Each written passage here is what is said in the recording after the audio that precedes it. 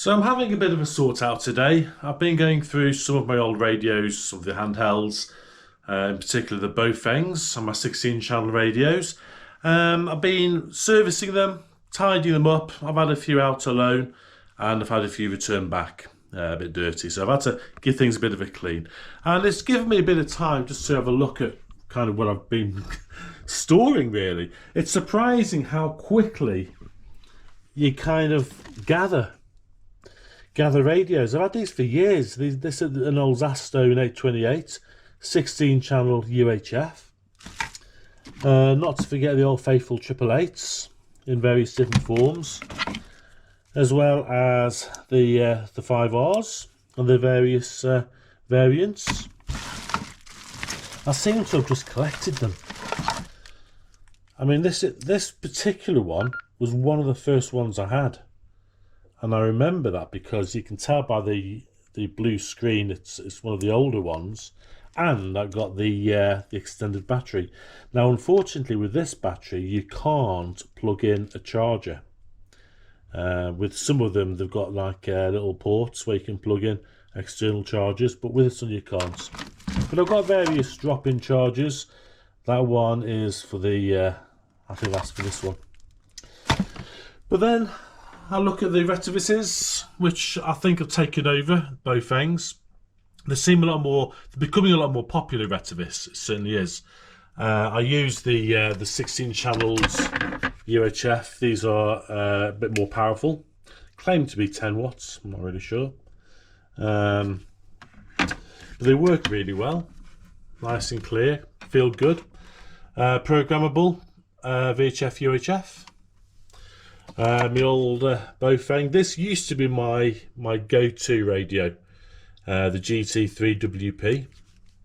Again, it comes under different names, but I really like this one. This feels very solid and feels a little bit better than perhaps something like this, but works well.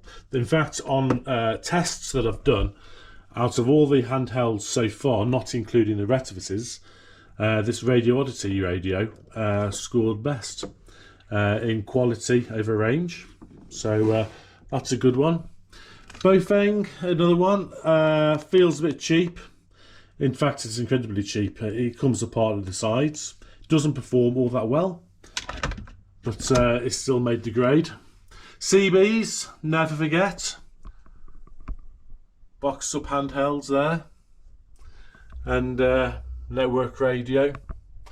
The TM7, that's faulty, so I'm going to be selling that. Over to realistic TRCs, the handheld one channels. I believe channel 20 on CB, and the old faithful. Don't think that's got any charge in it at the moment. Oh, it has got some charge. The old NEC P3 analog phone. Great telephone. Shame they don't work anymore, but there you go. So yeah, then moving on to the TXQ. This is a 16 channel programmable UHF. Really nice radio. Quite thick. I'm sure it doesn't need to be, but you've got quite a chunky battery on it as well, so it gives you good battery life, and it's chargeable with the USB-C, which is always handy. And then for some reason, under here, I've actually got, let's get some lights on. I've actually got two of these, and I've never actually used these. These are pretty much brand new, never used. I just bought them. I don't know what, there must have been a sale on, or there must have been some kind of deal. But I've got two of those boxed, never used. Not sure if I'll ever get to use those or not. I don't really lend these out. The people I tend to lend my radios out to are people who do charity functions and various events, charity events, you know. And they just need comms, simple communications between, you know, various people. So moving on to this side, I've got these Bofengs, a bit like a 888. It's the BF568, very similar to the 888. same quality, same features, slightly better chargers though. Both things. Turn that off. Oh, it is off. Okay, all these are off as well. So I've got this one here, UV5RE, again, slightly different variant, but ultimately the same radio as the rest. This one is using desktop charger, but with a USB adapter, and I like that feature. That works well. These both things, very cheap. But you know what? They do the job. They work. They worked well. What I've used them for. That's the one that's just been talking. No, that's turned off. So one of my newer radios. This is the Retivis model. Is the RA89 dual band. Nice to hold. Works well. Lovely quality audio. Got quite a nice bassy tone to it. And this one comes with program lead, file clip in the back. I like this because not only has it got a desktop charger, and I'm not sure where I put that, but if you want to charge it separately, if you're out and about and you want to charge it using a battery pack, you can plug in a USB-C plug straight into USB and charge it up that way. That's one of the things I like about this. Good solid radio, works well.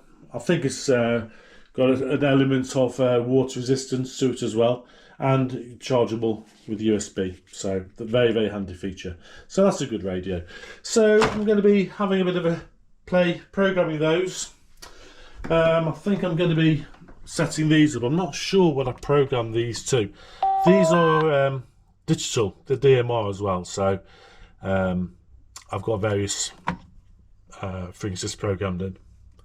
So I'll have to see what I've done with these and replicate them on other radios. But there you go. So a quick overlook. So back to this. I've done some videos on CB. I've done quite a few on CB. I love CB, always will, always use it. But also ham radio.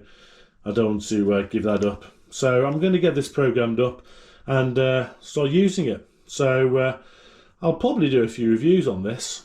I'm starting to really like Retivis. They start to do some really good stuff, and the quality I think is a lot better than Bofang. It's a little bit more expensive, but that's a good thing because you do get what you pay for. So there you go. Right, I think on that happy note, I'm going to crack on, finish tidying up, finish programming. Just wanted to say hi, show you that I'm still around, and hopefully you'll get some more videos over the next week or two of more radio plays. Okay, have fun, and I'll catch you later on.